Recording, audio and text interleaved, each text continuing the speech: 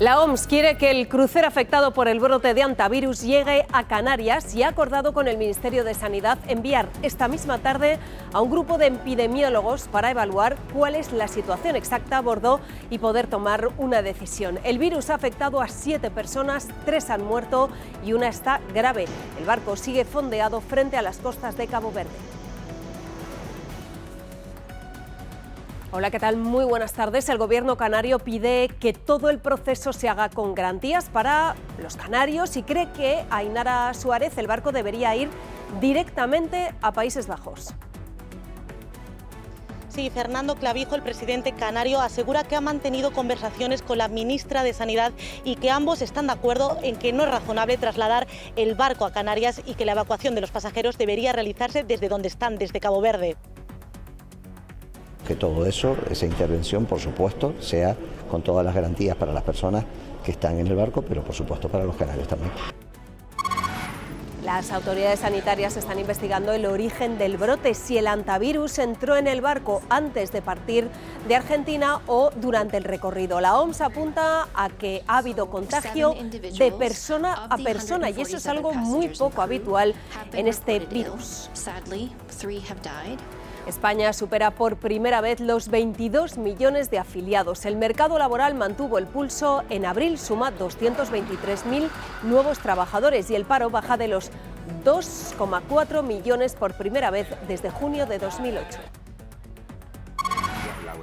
Los 5 principales candidatos a la Junta de Andalucía se enfrentaron anoche en Radio Televisión Española en el primer debate de la campaña. La vivienda, la crisis de los cribados y la prioridad nacional de Vox centraron un debate que lideró la audiencia en Andalucía. 14 playas españolas logran por primera vez una bandera azul. Nuestro país sigue liderando el ranking mundial de estos distintivos. Acumula ya 677. Solo 7 arenales en el mundo han mantenido su bandera azul a lo largo de los últimos 40 años y todos son españoles. Y esta noche va a ser noche de muchos nervios para el Atlético de Madrid y sus aficionados. El equipo sueña con volver a meterse en una final de la Champions 10 años después. Los cañones del Atlético de Madrid están cargados de ilusión, la de llegar a una final de la Champions 10 años después. Todo el equipo intentará estar a punto para esta noche. También Julián, muy pendientes de su tobillo, pero no se quiere perder un partido como el de hoy. Beyoncé, Rihanna, Madonna, Bad Bunny fueron algunos de los más aplaudidos anoche en la Met Gala de Nueva York, una gala polémica por la elección del multimillonario Jeff Bezos como patrocinador. Actrices como Meryl Streep o Zendaya no acudieron y hubo protestas en las calles.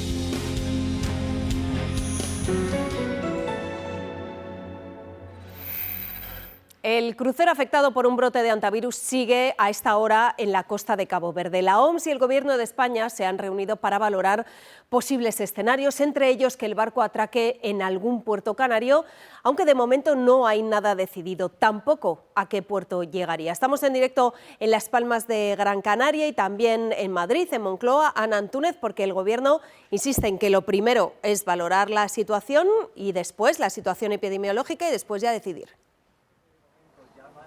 Sí, por eso el Gobierno y la OMS en esa reunión que han mantenido a mediodía han decidido que sea un equipo de epidemiólogos los que se acerquen y revisen el estado del barco en busca de más contagiados o más sospechosos de contagio. Y será después de esa valoración cuando se tome una decisión, porque recuerdan, aquí en Moncloa todos los escenarios están aún encima de la mesa, incluido que atraquen un puerto canario. Para ello, dice el Gobierno, está todo dispuesto, garantizan que van a cumplir con todos los requerimientos que les pida la OMS, pero hacen un llamamiento a la calma, a la tranquilidad. Dicen que es un virus altamente controlable y que no es necesario generar alarma.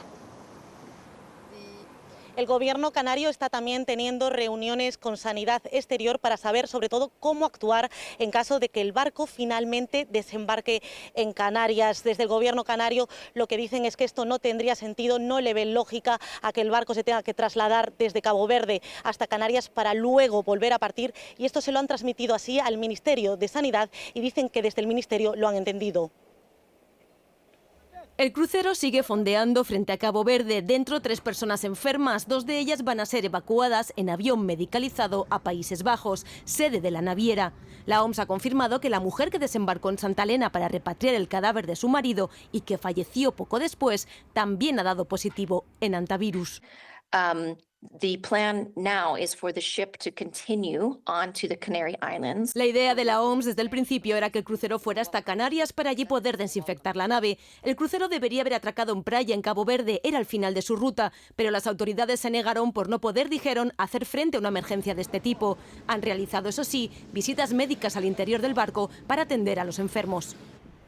La decisión de atracar finalmente en Canarias dependerá de lo que vean los epidemiólogos de la OMS esta tarde cuando entren a revisar el barco y vean el estado de los enfermos y de los demás pasajeros. Desde el gobierno canario creen que no haría falta ese traslado. No queremos anticipar acontecimientos, pero que si no hay peligro para la vida de las personas, pues de ahí se puede perfectamente dar atención y llevar el barco, porque es bandera holandesa para este caso Holanda.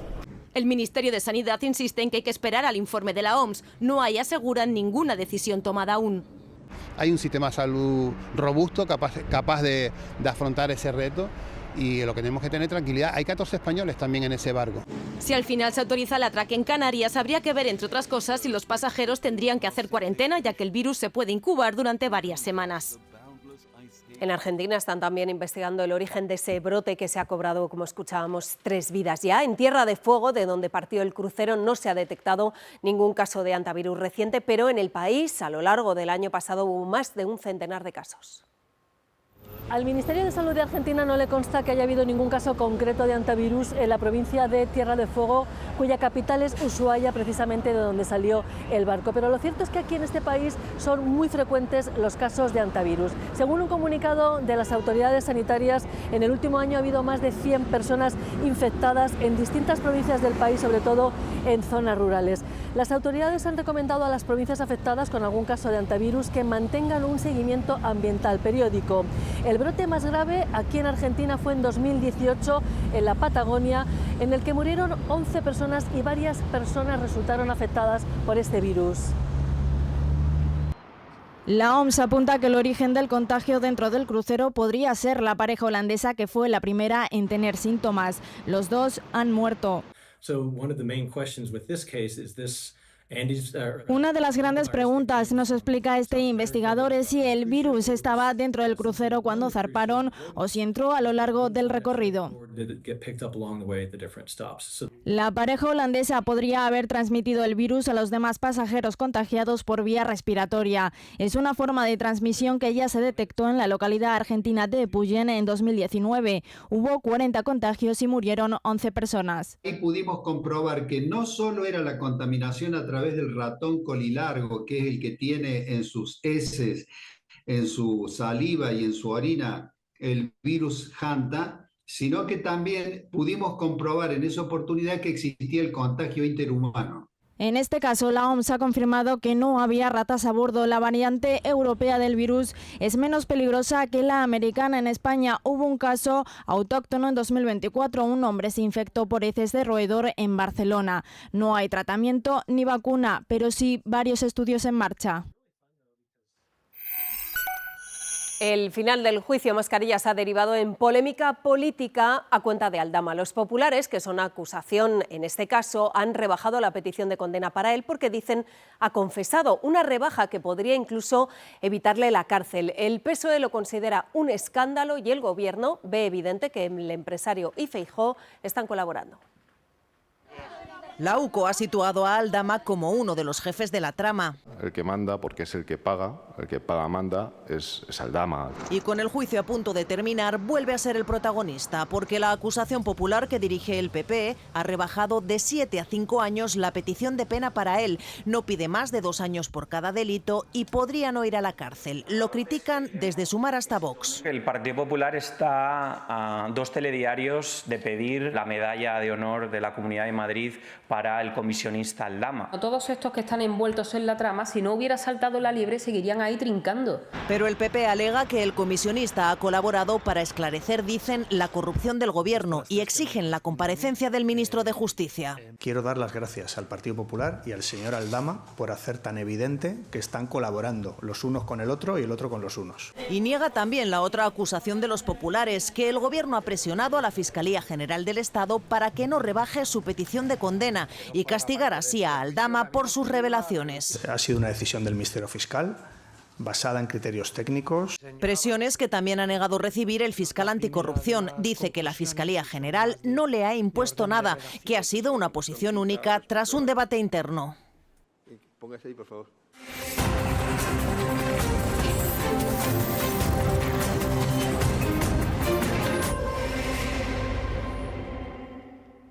El debate electoral de esa campaña aquí anoche en Radio Televisión Española, el primero de esa campaña, fue líder en Andalucía con más de un 15% de cuota de pantalla. La izquierda cargó contra Moreno Bonilla sobre todo por la sanidad. Él defendió su gestión y en ningún momento confrontó con Vox. Los partidos de izquierdas llevaban en el traje la crisis de los cribados, con pin y camiseta con el número de afectadas. ¿Qué pasó? ¿Quién es el responsable? ¿Qué es lo que sucedió? La negligencia más grave que ha habido en un sistema sanitario en toda España. Andalucía merece ir a votar el 17 de mayo sabiendo la verdad.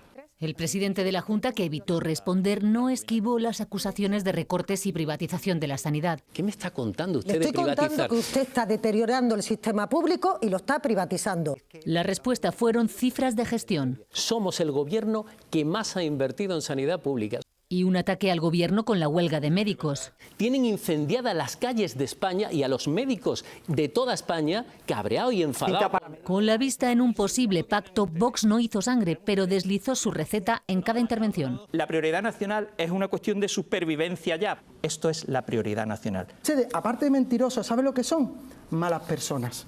Choques en todas las direcciones, aunque el cruce más duro entre Maillo y Moreno. Porque usted no se pone en el lugar del que sufre. Yo le he visto combatir a esta señora en el Parlamento. ¿Dónde está usted por un sillón? Porque su gobierno... Por un sillón, yo que vengo del instituto y usted lleva desde los 24 años viviendo de un salario público. No hay debate sin gráficos para desmontar al contrario, y Moreno se lo preparó con tantos papeles que el atril no fue suficiente.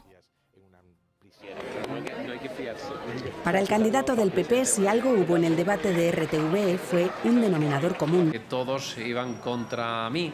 Fue, dice, un enfrentamiento atropellado y con poco tiempo para replicar. Cuando vas a un debate donde 4 representantes o 4 opciones políticas lo único que quieren es que tú pierdas la mayoría suficiente que tienes, pues lógicamente es un debate complejo, ¿no? Intentaba contestar, pero lógicamente en un bloque que dura 5 minutos, pues prácticamente no te da tiempo, ¿no? Para la candidata socialista, esta mañana sin agenda se vieron 2 modelos. El modelo de la privatización, de la desigualdad que defiende la derecha y, por supuesto, el modelo de defensa de lo público que lleva pidiendo el Partido Socialista. Según Abascal, las diferencias que se evidenciaron fueron las de PP y Vox. Un candidato que se quería convertir en un colaborador de Pedro Sánchez y había otro candidato que no tiene ningún tipo de miedo para enfrentarse a Sánchez. El líder de Por Andalucía dice que vio obsesionado con él a Moreno.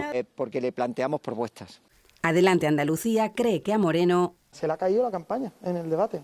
Todo en el día en que se ha publicado la encuesta del Centro de Estudios Andaluces. Moreno podría llegar a la mayoría absoluta, aunque en el peor de los casos tendría que pactar con un Vox al alza. El PSOE rompería su suelo electoral por debajo de los 30 escaños. Y eso lo rentabilizarían las otras candidaturas de izquierda, Por Andalucía y Adelante Andalucía. 10 meses después de anunciar que padecía un cáncer de páncreas, Borja Sémper vuelve a la primera línea de la política. Ha reaparecido hoy arropado, como ven, por Núñez Feijóo y por la cúpula del Partido Popular. Ha agradecido el apoyo recibido de compañeros de partido, pero también de adversarios políticos. Lo mejor que puedo hacer es despedir despedir esta difícil etapa, tapiar ese oscuro túnel por el que he transitado durante 10 meses, dando las gracias. Récord de empleo en abril. Nunca antes se había llegado a esta cifra, más de 22.100.000 afiliados en un mes con mucho tirón del sector turístico por la Semana Santa. Se han creado más de 220.000 puestos de trabajo, algo menos, eso sí, que el año pasado. En cuanto al paro, otra cifra que no veíamos desde hace 18 años, menos de 2.400.000 parados. El desempleo cayó el mes pasado, sobre todo en el sector servicios, por ese empuje de la hostelería. La mitad de todo el empleo creado en abril fue en bares, cafeterías, restaurantes y alojamientos. Mucho empleo al servicio de la actividad turística que ya tiene el termómetro enfilado hacia el verano. Trabajo como camarero.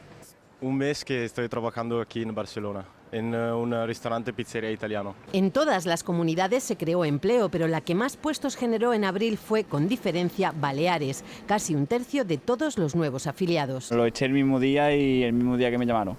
El Gobierno destaca el récord de autónomos, casi 3,5 millones, y el de mujeres trabajando. Somos casi 10,5 millones de mujeres ocupadas y seguimos reduciendo de esta manera la brecha de género. Los sindicatos aplauden el dato, pero recuerdan que menos del 40% de las mujeres tiene un contrato indefinido y a tiempo completo. Tiene que ver con el contrato a tiempo parcial de manera indeseada, el contrato a tiempo parcial que 3 de cada 4 casos son de mujeres. No puede ser un círculo vicioso en el que las mujeres aterrizan en la parcialidad para luego ocuparse de los cuidados. Los empresarios avisan de la falta de mano de obra para algunos puestos. Y es imposible encontrar trabajadores en muchos sectores, con lo cual se está estrangulando el crecimiento de dichos sectores. El paro se redujo más de lo habitual en este mes, sobre todo entre las mujeres y entre los jóvenes, que registran su cifra más baja en un mes de abril. Y el Gobierno ha aprobado hoy algo más de 27.000 nuevas plazas de funcionarios del Estado, algo superior a la del año pasado. Incluye un refuerzo de puestos relacionados con la emergencia climática y aumenta un 42% las plazas tecnológicas para captar por primera vez expertos en inteligencia artificial o en ciberseguridad. Esta oferta de empleo público no cuenta con el respaldo de los sindicatos, algo que no suele ser habitual. Habrá 6.200 empleados más en la Administración con la ejecución de esta oferta pública de empleo. Por lo tanto, es un ejemplo de cómo se digitaliza y se aplica la inteligencia artificial, y eso sirve para seguir creando empleo y no para destruir empleo.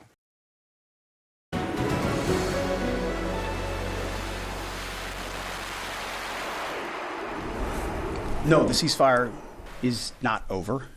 El alto el fuego no ha acabado. El jefe del Pentágono defiende que la tregua se mantiene a pesar de la tensión y de los ataques de las últimas horas en el estrecho de Ormuz. Asegura que ese despliegue para abrir el paso a los buques internacionales es diferente de la guerra contra Irán, la llamada Operación Furia Épica.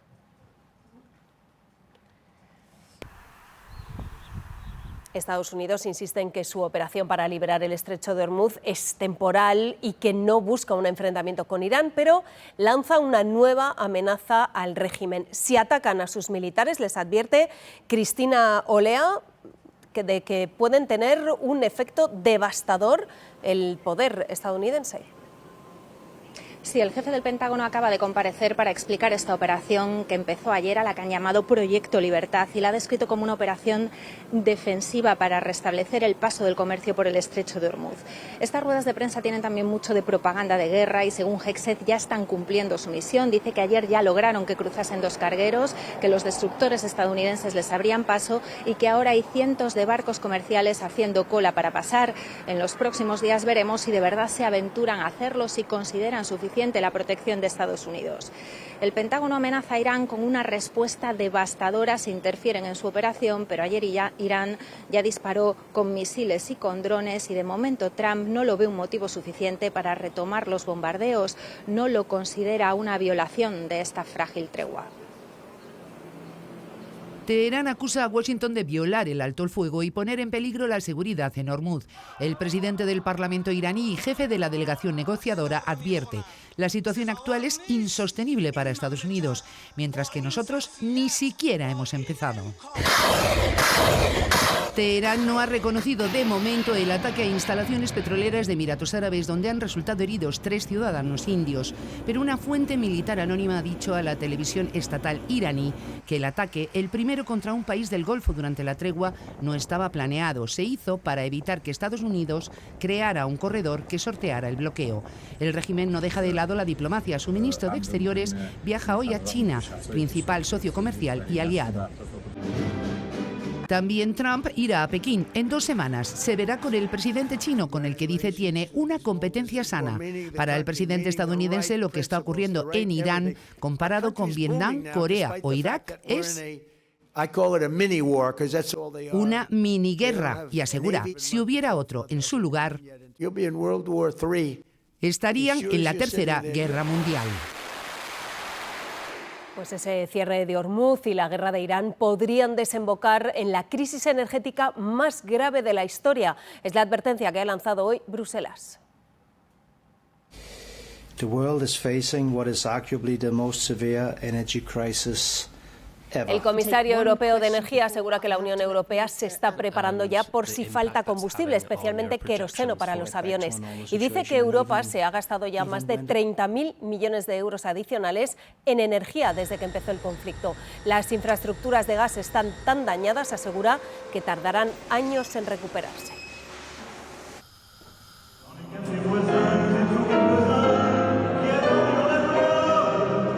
Este que ven es el presidente francés Emmanuel Macron sentado al piano cantando La Bohème de Charles Aznavour, una imagen distendida que puso el broche a la cumbre entre la Unión Europea y Armenia. Al final de ese encuentro, la presidenta de la Comisión Europea respondió a las nuevas amenazas arancelarias de Trump, que quiere imponer un impuesto del 25% a la importación de vehículos europeos. Von der Leyen ha dicho que hay que respetar los acuerdos que ya están firmados. Y este año los premios Pulitzer, considerados los Nobel del periodismo, han premiado trabajos de investigación sobre Trump, trabajos de Reuters, de Washington Post o de New York Times, que analizaron sus políticas autoritarias, en especial contra los inmigrantes y los opositores, o el abuso de poder del presidente para beneficiar a los suyos. El anuncio de los premios Pulitzer siempre es un gran día para el periodismo. Pero hoy más que nunca por la enorme presión política y económica que está sufriendo. Y en Estados Unidos esa doble presión se resume en un rostro, el del presidente y magnate Donald Trump. Por eso los Pulitzer de este año son trabajos de investigación sobre cómo Trump ha utilizado su poder para favorecer a familia y amigos y perjudicar a adversarios y críticos. Jueces federales que fallaron en su contra, fiscales que responsabilizaron a los alborotadores del asalto al Capitolio, bufetes de abogados que aceptaron casos contrarios a los intereses de Trump. Documentamos todo el ecosistema de medios conservadores que persiguió a los críticos, al presidente, explica uno de los premiados de la agencia Reuters. Para eso hizo falta, según añade, todo un ejército de periodistas trabajando de principio a fin de año. En febrero, Jeff Bezos, principal accionista del Washington Post, decidió prescindir de 1/3 de su plantilla. El rotativo ha obtenido el premio al mejor reportaje de servicio público por su investigación sobre la opaca reforma de las agencias federales que Trump encargó a Elon Musk. También su política migratoria ha sido objeto de varios reportajes premiados, o los esfuerzos del Miami Herald por sacar a la luz en la década pasada el caso Epstein, del que nunca habríamos sabido si no hubiera existido en algún lugar de Florida una periodista obstinada y respaldada por su medio de comunicación. Israel alarga 6 días más la detención de los activistas de la flotilla de Gaza que se enfrentan a cargos de terrorismo. La defensa de los acusados denuncia malos tratos. Allí, en el centro de detención, está nuestro corresponsal, Marc Amdelacreu. Marc, ¿cómo argumenta la justicia israelí esta decisión? Bueno, lo que ha hecho el juez ha sido aceptar la petición del Servicio Interno de Inteligencia de Israel, el famoso Shin Bet, que quería que permanecieran durante 10 días más en esta cárcel de Ashkelon para interrogarlos. Ellos dicen que hay bases sólidas para seguir interrogándolos, pero en la vista de hoy no han presentado nuevas evidencias que vinculen a los activistas con el terrorismo, con Hamas.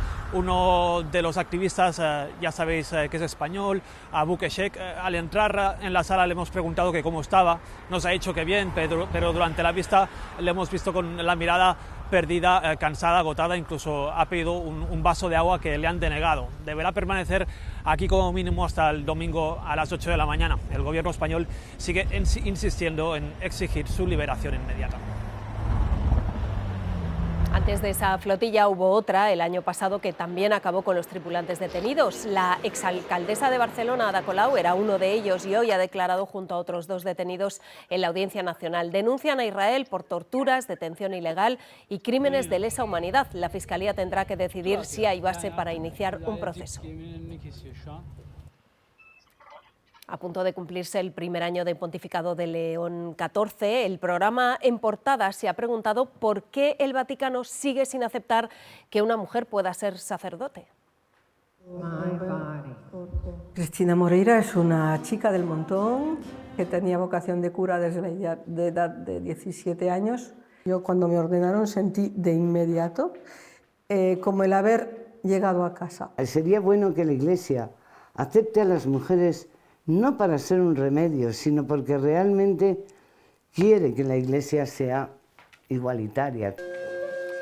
Esta imagen, la de una mujer ordenándose, es un acto que está prohibido por la Iglesia Católica, pero en el mundo hay más de 300 mujeres que ya lo han hecho. En Portada trata de contestar desde distintos puntos de vista qué opinan los movimientos de mujeres católicas sobre este asunto. Y la princesa Leonor sigue con su formación militar. Ahora mismo está, como saben, recibiendo la instrucción específica del Ejército del Aire y hoy han difundido nuevas imágenes de su entrenamiento. Hace unos días la princesa de Asturias visitó junto a sus compañeros de promoción las bases aéreas de Los Llanos en Albacete y de Talavera la Real en Badajoz. Leonor pudo pilotar allí junto a un instructor un avión de entrenamiento F-5, el mismo que utilizan para formarse los pilotos de caza.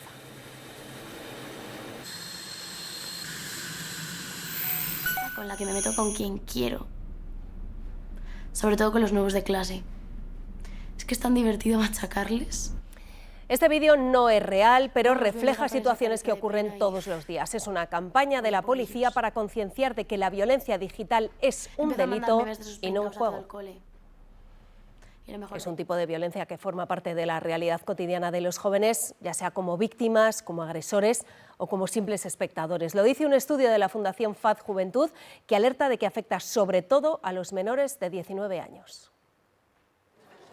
Es el día a día en la vida digital de los más jóvenes. Casi 7 de cada 10 adolescentes han sufrido ciberviolencia en el último año, la mayoría por parte de la pareja o conocidos. Un compañero, que era como el exnovio de ella, empezó como a hacer stickers como con la cara del novio actual que ya tenía. Niños pequeños que cogían fotos de niñas pequeñas de su clase y las ponían desnudas. Lo más habitual, los insultos y los discursos de odio. De gente que, como está a través de la pantalla, pues dice barbaridades. Y 1 de cada 4 jóvenes reconoce haber sido agresor. Cualquier tipo de violencia o control hacia otra persona no debería ser aceptado. Actos que preocupan pero que muchas veces se normalizan. El 21%, por ejemplo, justifica presionar a la pareja para que deje de interactuar con alguien en redes y solo el 34% le parece mal el mal llamado stalking. Stalking es ya una situación de acoso, de te mando mensajes insistentemente, monitoreo absolutamente todos tus contenidos digitales. La mayoría no reacciona porque lo minimiza, aunque el impacto es real, sobre todo en las jóvenes. Mucha ansiedad, mucha depresión. Los expertos piden más canales de denuncia y la retirada de estos contenidos. Trabajarlo no solo desde las víctimas, sino en general la prevención universal para que el nivel de violencia se reduzca. La vida digital, recuerdan, es un fiel reflejo de la presencial. Los jueces deberán escuchar a los menores en cualquier proceso que les afecte sin importar su edad. Es una de las medidas con las que el Gobierno quiere ampliar la Ley de Protección a la Infancia. El texto aprobado hoy en el Consejo de Ministros impide la custodia compartida si puede perjudicar al menor y establece que ningún condenado por maltrato puede trabajar con niños. Prohíbe además expresamente el uso del llamado síndrome de alienación parental. Faltan todavía 3 meses, pero la fiebre por el eclipse solar de agosto está desatada. España será uno de los lugares privilegiados para verlo y eso está atrayendo a miles de turistas, sobre todo a zonas rurales. Un estudio dice que tendrá un impacto económico de 360 millones de euros en una sola semana. Que no me toque trabajar y por lo menos puedo ir a verlo para luego contrárselo a mis nietos. Es lo que esperan muchos hoteleros para el 12 de agosto, que ya tienen colgado el cartel de completo. Es un motor económico, pero bastante grande. Esta zona, La Cabrera, en la Sierra de Madrid, es uno de los sitios privilegiados para ver el eclipse. Aquí los turistas reservaron hace mucho tiempo. Desde hace un año y mucha gente viene desde el extranjero, no solamente desde aquí de España y de Madrid. La Comunidad de Madrid será la segunda región más beneficiada después de la Comunidad Valenciana, donde se espera un impacto de más de 130 millones de euros. Se beneficiarán sobre todo las zonas rurales, como esta de La Rioja. El gasto vendrá en su mayoría del turista extranjero. Hay un número muy alto de franceses que ya han reservado en diferentes pueblos y diferentes también algunos ingleses y belgas. Las reservas en los municipios en los que se verá el eclipse se han multiplicado de media por 4,5, pero hay zonas en las que lo han hecho por 10. Está claro que en esa época vamos a tener una ocupación prácticamente del 100%. La hostelería, junto con el comercio, captarán al menos un tercio del gasto. Ya nos van llegando algunas reservitas para comidas y demás, entonces sí que tenemos mucha esperanza de que vaya a funcionar bien. Y el ocio, otros 90 millones. Se espera que se creen en toda España 7.300 empleos. España vuelve a ser líder en todo el mundo por la calidad de sus playas. Nunca antes habíamos tenido tantas banderas azules. 677 ondearán en playas de todo el país, el mejor resultado desde que se empezaron a conocer estos distintivos. 7 arenales llevan 40 años sin perder esa bandera azul y 14 la han conseguido este año por primera vez. Entre ellos hay una playa de Sanxenxo, que es el municipio con más distintivos. Sanxenxo vuelve a situarse como el municipio de toda España con más banderas azules. Son 21 en total entre playas y puertos. Nosotros estamos en Pampaído, donde hoy, como veis, no hay absolutamente nadie porque el tiempo no acompaña. Este pequeño arenal de apenas 60 metros y bastante protegido del viento es uno de los 3 de Galicia que obtienen por primera vez la bandera azul. Los otros son Niñós en A Coruña y Olaño en Poio. No solo por la calidad excelente de sus aguas para el baño, sino también por su accesibilidad, gestión ambiental y seguridad. Contará este verano por primera vez con servicio de socorrismo, requisito obligatorio en las playas con bandera azul. San Joan en Alicante es una de las más de 150 playas de la Comunidad Valenciana con bandera azul, un distintivo que mantiene de forma ininterrumpida desde el año 1987. Este año la comunidad suma 9 playas más con este reconocimiento y vuelve a liderar el ranking nacional. En total son 48 los municipios valencianos con alguna bandera azul y por provincias Alicante sigue a la cabeza. Aquí los usuarios destacan sobre todo la limpieza, la amplitud y la accesibilidad. Había gente en la playa de San Joan, aunque el tiempo no acompaña demasiado, ¿no? Sobre todo que hace un poco de fresco, lo estamos notando. De hecho, son temperaturas de mediados del mes de abril, estamos ya en mayo, por tanto, siempre que hablamos de temperaturas más altas de lo normal, estos ya son un poco más bajas. Queríamos destacar, por un lado, la nubosidad que tenemos a estas horas, destacar también que ya se están registrando algunos chubascos tormentosos localmente fuertes en puntos de Cataluña y siguen las precipitaciones en el Cantábrico Oriental y, de hecho, durante la tarde se mantendrá el tiempo cambiante e inestable con nuevas tormentas, por ejemplo, en el interior de Castellón y también con algunos chubascos que podrían llegar por el centro del país. En todo caso, lo que queríamos destacar, aparte de las tormentas, son las temperaturas. Estos son los valores que tenemos en estos momentos. En general, incluso el ambiente es fresco. En puntos de Castilla y León apenas pasan de los 12-13 grados, por tanto, temperaturas, como decía, algo más bajas de lo que es normal. Y la tendencia para los próximos días es que se mantengan los valores más o menos similares. Estas son las temperaturas de hoy. Para mañana suben ligeramente, pero fíjense que tienden a bajar y probablemente el fin de semana va a ser todavía más frío.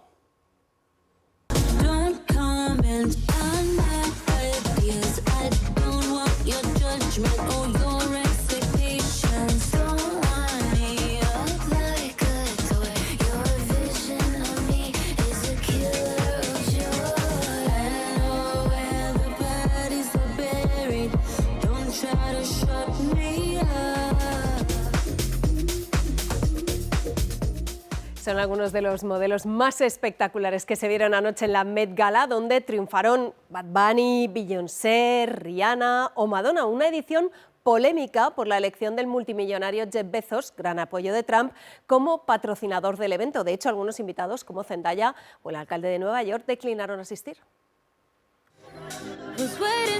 La moda es arte era el lema y Madonna llegó como si fuera un vaporoso lienzo en movimiento. Se inspiró en un cuadro de Leonora Carrington. Una alfombra roja que Beyoncé no pisaba desde hace una década se coronó con un vestido esqueleto emplumado. También deslumbró Rihanna de pedrería, homenajes a la cultura grecorromana, dicen. La Gala Met es una pasarela de creatividad extravagante para unos, escaparate de lujo y ostentación para otros. Un juego de máscaras como el que simuló Katy Perry o Heidi Klum, ataviada como una diosa. Bad Bunny envejeció de Zara con bastón incluido, o Luke Evans, que pisó la alfombra embutido en un sensual mono de Palomo Spain. Una gala también envuelta en la polémica. El magnate Jeff Bezos y su esposa Lauren Sánchez se han convertido en los principales patrocinadores privados, con la bendición de Anna Wintour y una donación de $10 millones. En la calle han llovido las protestas por la irrupción de los multimillonarios en la cultura, por las desigualdades económicas. El cubierto en el evento cuesta $100.000. Este grupo de manifestantes lo denunciaba con una performance. Y la policía impedía la entrada a uno de los activistas que quiso burlar el control de seguridad. También han protestado con su ausencia Zendaya o el alcalde de Nueva York. Dicen que el estilo no se compra con dinero. A pesar de las críticas, la Gala Met sigue brillando, de momento, bajo los focos.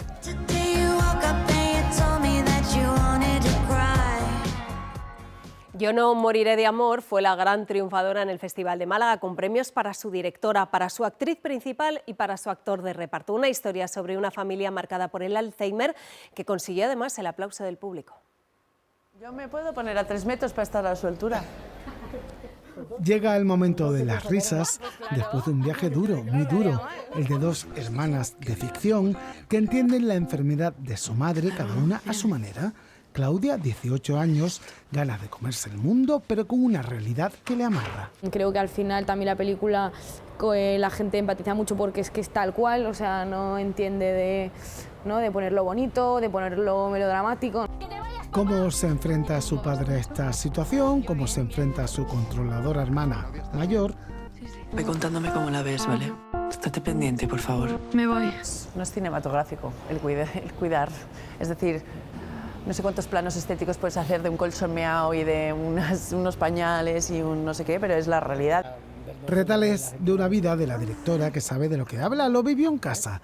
Heridas que han costado cicatrizar. Que es cuando el cuidador está más frustrado, pero en esos momentos son los en que te sientes más solo, ¿no? Como cuidador. Entonces, reflejar eso en la película era para mí prioritario. Ya no moriré de amor. Seguro que seguiremos hablando de ese amor, de los que cuidan a los que les cuidaron.